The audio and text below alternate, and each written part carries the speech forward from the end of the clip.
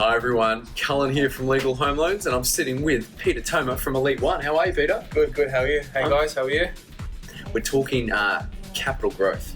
Are Yes, we not, we are. Peter? Yeah, we are. And we thought it best to put this little snippet together just to add value to the value LinkedIn community. How do we want to start this one, Peter? So I just want to really speak about capital growth and the drivers behind capital growth. So Okay. I guess there's two things here. There's the macro environment and the micro environment. In terms of the macro capital growth environment, they're things that we don't really have much control over. Okay. There are some things in the macro environment we don't have control over as well. But in terms of macro, we've got, fiscal policy, we've got the RBA interest rates, we've got the politicians making up potential, negative gearing rules, or maybe not. So they're the kind of things that the sort of macro environment looks at. And then we've got really the micro environment where we're looking at, people's incomes, how they live, the demographic of people.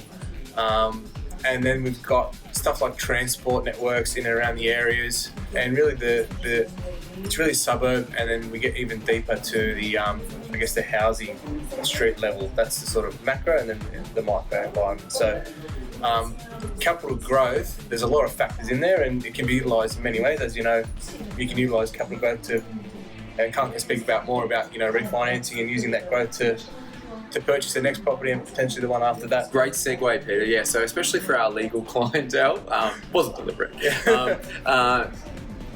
Leveraging their elite standing in the eyes of the banks, legal professionals, and you can speak to us about what you need to qualify, but 90% borrowing without paying lenders mortgage insurance. So if you've entered an agreement under a guarantee structure, when it hits under the 90% LVR, when the property grows and whatnot, come and speak to us at the team, because we can look at refinancing that out, and then you can remove the guarantee. And capital growth is obviously helps over time, builds value, and you can really leverage that as well. Something to consider as well in this market is when banks are valuing an area, whether it's within a development area, because something to consider, because if it is, then banks are usually requesting a full valuation. In the current market, at this time, we're seeing that valuations are coming in lower than people's expectations right now, but that's obviously not forever. Yeah. And you've obviously got bank valuations, and then you've got desktop valuations. You've got the desktop valuation. So if it doesn't fall within, obviously there's a lot that goes into the decision whether we go with a full valuation or a desktop. But if you're in a development area, like I live in Wentworth Point, more than happy to say that, you can stalk me or what have you. The bank usually requires a full valuation in that area, because there's just so much going up in that area. Great.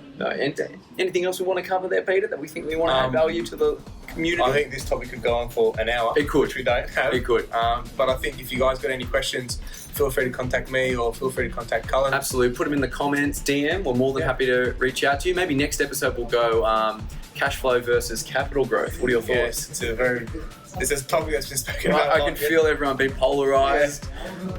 It's not a polarising topic, put it that way. It shouldn't be. Well, it shouldn't be. All right. Thanks for joining us, Cullen, Haynes, Peter Toma, and we'll see you next time. Thanks, guys.